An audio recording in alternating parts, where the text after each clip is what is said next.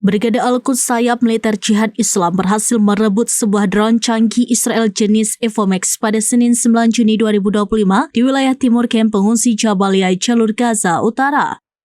Drone tersebut dilaporkan memuat data dan koordinat penting yang kini berada di tangan pejuang Palestina. Insiden ini terjadi di tengah pertempuran sengit yang terus berlangsung, di mana saksi mata di Khan Yunis bahkan melihat helikopter militer Israel mengevakuasi tentara yang terluka dari medan perang. Sementara itu, Brigade Al-Qassam sayap militer Hamas melaporkan telah melumpuhkan bulldozer militer Israel di area Al-Manara, selatan Khan Yunis. Hamas menegaskan tindakan militer mereka adalah respon keras terhadap agresi Israel yang disebut sebagai genosida terhadap warga sipil dengan strategi yang terus diperbarui.